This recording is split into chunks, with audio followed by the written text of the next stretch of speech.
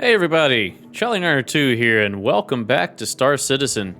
Today you join me in New Babbage in front of the Nest Apartments. That's my temporary lodging for this year's IAE.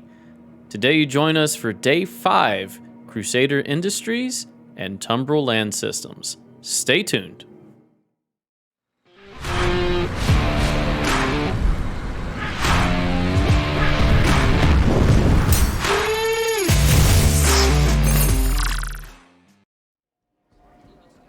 Okay, here we go.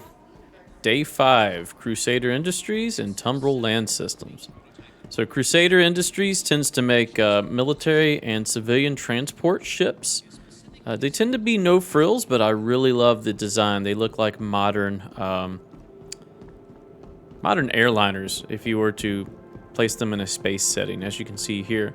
And then Tumbril Land Systems, which focuses on land vehicles and is probably an analog for a company that I work for in real life. Let's go ahead and get started.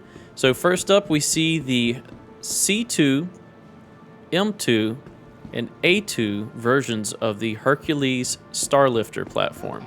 And as you can see by the front and rear ramps, these are transport ships. The C2 here is focused on civilian transport and cargo. We'll go real quickly and look up here. I actually have a full review video on the C2. Please go check that out on my channel. As you can see, the large cargo bay, and that is a rear ramp back there that will open up. All right, moving on, we have the M2, which is the military cargo version. And you can tell the difference here. There's no turret here. It's a remote turret, but there is on this one. All right, and there's also heavier armor. And because of the heavier armor, there's actually less cargo capacity in the M2 than there is the C2. But you can still fit the same amount of vehicles, as there's no physical difference to the cargo bay. I believe the restriction is that the armor actually adds weight, and weight will be an issue when trying to take off from planets and as far as like slowing down and speeding up the mass of the ship. This one actually has the rear ramp open, so we'll just walk through that quickly. And then in the back here, we have the A2, which is a combination gunship as well as heavy bomber. All right, and you can see down here, there are a lot of remote turrets. There's some down here. There's some remote weapons here. You have the weapons up top, weapons in the front here. But the main difference with the A2, other than its insane price point, is these. You can see them here, 1 and 2. These are bomb bays. All right, these are size 10 bombs that you can drop out of these bays here. They do kind of restrict the access to the rear ramp, but they don't completely block it. And you can still fit a couple Nova tanks in here as well. Let's go up and check out the top of the A2. I've never actually toured one of these yet, so that should be fun. Hopefully the lights are on up there. Just a real quick run through, just so we can kind of see what they all look like. The top deck is very similar among all three, with a few notable changes. Alright, so here we are at the top deck. One of the cool things with the Hercules chassis is you got your life support here, but you also have storage. Alright, and that's personal storage, a lot of it. Let's see if we can get it to open up. There you go. You can access it here. And then you have a lot of these components just spread throughout the center here. As we go towards the rear of the ship, if we look to the right, we have our turret access here. So this is where the turret gunners will set and man their remote turrets. Does it tell us which is which? It does not so far. And then back here, if we can open this up, all right, we've got an armory, lots of weapon racks, a little seat to get changed in. Suits over here. So yeah, you can definitely transport some personnel, get armed up, and hop out. Now the crew requirement for the A2 is much higher due to the added turret gunner seats, and there'll be a bomb operator as well. Check out the other side. This should be living quarters. There we go, habitation. And like I say, we're just going real quick. You got a small kitchen back here. I love the cubby. Banquette that's in the cubby. You also have personal storage back here. Will this open? Yes, it will. And then you have bunks. 1, 2, 3, 4, 5, 6, 7, 8 bunks along with the water closet. And there's one on this side as well. All right, real quick, we'll go look at the bridge, and then we're going to hop out and look at some other ships. All right, bridge is to the front, as you would expect. All right, on the way to the bridge, we have more component access. This side and this side as well. All right, even more component access. That would be a large shield generator there. Here we have more, this looks like escape pods, yep. 8 of them for the 8 crew members. And then you have your bomb operator here. I guess it's a gunner seat, never mind, that may not be the bomb operator. I don't own one of these, but one of these seats will operate bombs. Maybe the co-pilot, who knows. So you have co-pilot and pilot. One of the things I don't like about the Hercules platform is this mill slot of a view, kind of like a freelancer. I really wish there was a little bit greater view out of the cockpit of these. I'm a stickler for that. That's kind of a requirement for the ships that I own, is that the view has to be acceptable to me. And that's why I don't own the C2. I don't like the view. And that's strictly my preference. Not saying you shouldn't get one because of that. If you're okay with the view, definitely pick up one of these ships. If you are interested in bombing or military transport or civilian transport. All right, let's go ahead and exit. Let's go look at what else we have here. I will say externally, though, I love how this ship looks aesthetically. Oh, also, yes, as you can see here, this elevator will take you out of the ship as well, which is a very nice feature for trying to get in quickly to get to the cockpit. All right, so as we come up here, we may have spotted them as we walk past, but these are the Nova tanks. I also have a video on these. Go check it out. I am a tanker by trade in real life. I also instruct people on how to use tanks in real life, and I'm what's called a tank master gunner. So if you know what that is, kudos to you. If not, that just means I'm a tank expert as far as the U.S. Army is concerned. So this is a Tumbril Nova. This is Star Citizen space tank. It's got a Slayer main gun that will extend once you power up the weapon system. Right now it's in its stow mode, that's why it kind of looks a little stubby.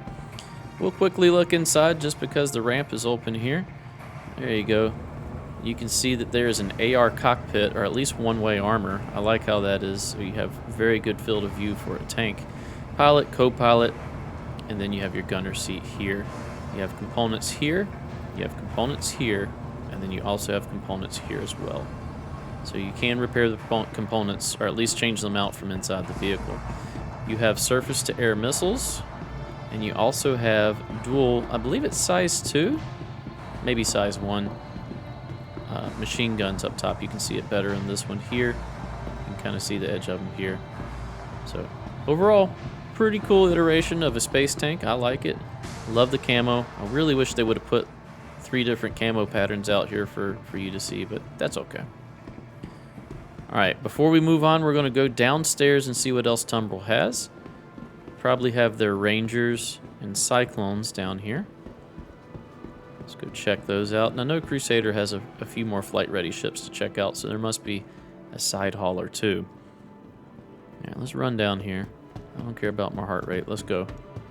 Okay, so this is the Cyclone platform, which is a buggy, an open-top buggy. So you're not enclosed. You have to wear a spacesuit if you're in a place with no atmosphere or an unhospitable atmosphere. This is the MT, all right, it has a gun up top along with some missiles. You also have, this is the AA, or anti-air one, so you got a little more missiles. This one is the TR, which has a Gatling gun up top. These are cool, they're fun to fly, not fly, they're fun to drive. I would not recommend purchasing them with real money, as you can quickly earn the money needed for just about any ground vehicle fairly quickly, to include the tank upstairs, to be honest. Oh, and a disclaimer, none of these vehicles have to be purchased with real money. You can earn any of the ships in Star Citizen eventually with in-game credits, so all you really need is just a game package. But for those of us crazy enough to support the game with high pledge values so that we can get some early access to ships, then by all means, I still wouldn't recommend the ground vehicles. We'll talk about what I do recommend. So this one is just the Cyclone base. It's just the base platform. This one is the racing one, right? It is the RC. Yeah, this is the racing model. It's a little faster. And this is the Recon version. I imagine it's a little more stealthy and probably has a radar on it. Let's see if there's a little write-up here to tell us. This person's in the way. RN, stay mobile and aware with the Cyclone RN. This light reconnaissance vehicle is the perfect solution for scouting runs, providing fast and detailed scans of terrain as well as move your face, as well as beacon placement. So yeah, it does have a scanner on it. All right, cool. Let's go see if we can find some concept vehicles. Let me think. What does Crusader have that's a concept? The only thing I can think of is the Genesis, right? The Starliner. Oh, I believe that's what this is. Now, this is the old model. It doesn't appear to have changed any, but I can almost guarantee this will be brought more in line with the Crusader aesthetic, with how those A2, C2, M2, Ares, and Star Runner will look. But I am interested in this. This is the equivalent of a like a Boeing 747, or maybe even bigger. This is a passenger transport ship, and that's its primary purpose. It can also carry cargo in the lower section, and as far as I remember, it's made to be somewhat modular as well, and made to have like a mezzanine area up here. So definitely interested in that ship. I don't own one, but I've often thought about it. My fleet's always changing based on my moods and whims and what theory crafting I can do, and that's often one that's came up. All right, we also have a couple more concepts. These are the, I think they're called Rangers, right? Let me make sure I'm giving you the right information. Yeah, Ranger. All right, so there's a couple of them here. These are basically just your bog standard conventional motorcycle, but spacified with weapons. All right, so this one is the Ranger. I wish there weren't people in front of all these. These are the TR. Don't know what the difference is in the TR. Let's read it. The powerful frame, proprietary X-Deck adaptive tread tires, and reactive response precision steering and braking. Tumble Ranger lets you embrace the renegade spirit of open road while staying thoroughly grounded. But adventure doesn't always go as planned, so the Ranger TR comes equipped with dual weapon mounts to make sure you're more than covered. All right, so this one just has weapons on it. So yeah, Rangers are very small. You can fit them in a variety of ships, freelancers and whatnot, Cutlass. Possibly even your Nomad. I'm assuming it would fit back there, maybe a couple of them. Once again, I don't recommend pledging for a Ranger with cash, as you can probably earn the money for a Ranger within 30 minutes to an hour of just normal gameplay.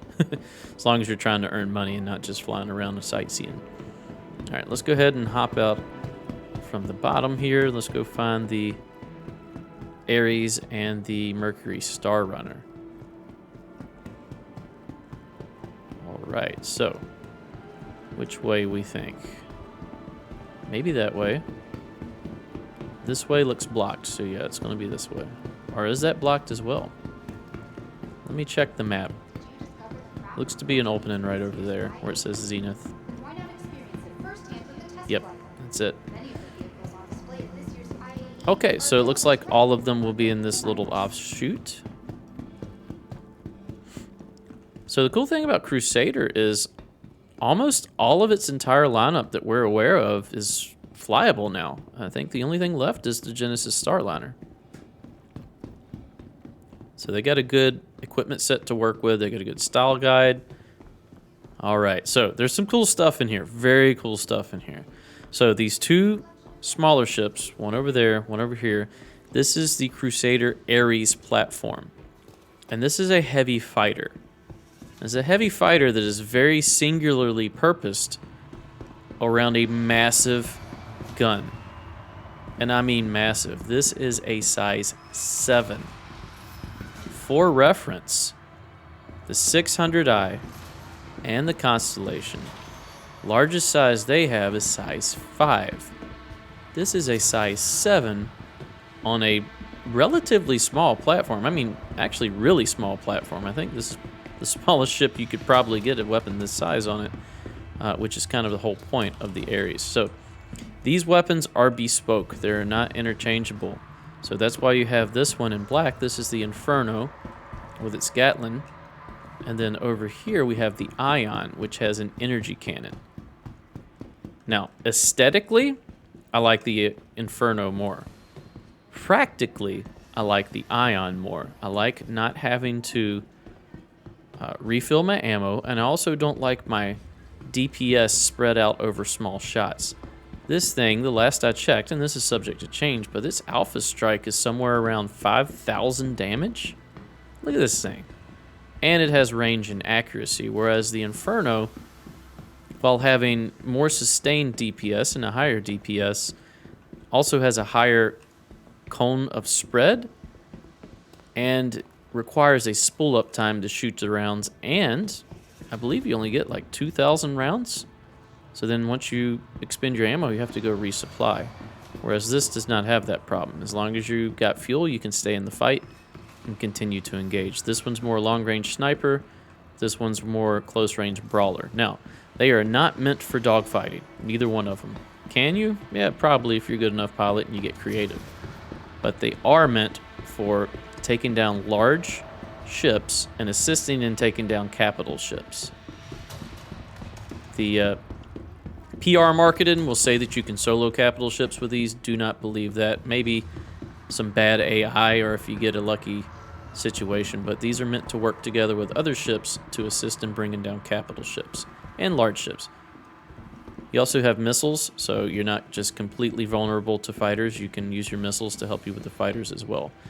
Also, aesthetically, they just look awesome. Love these ships. All right, so that's the Ares.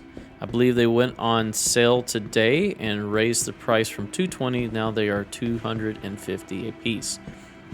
That being said, I really cannot recommend these at $250 a piece. They're a much more multi-use, multi-purpose ships that you can get a lot more value out of for that same price range. Now, speaking of that same price range, this is the Mercury Star Runner. Mercury Star Runner is meant to be Star Citizen's Millennium Falcon analog. Used to be the Constellation series, then this came out, and then they started saying that about this ship. I absolutely adore this ship. This has been in my fleet since concept. I love it even now. I think its flexibility and potential is very good for this price range. Maybe not the best, but very good.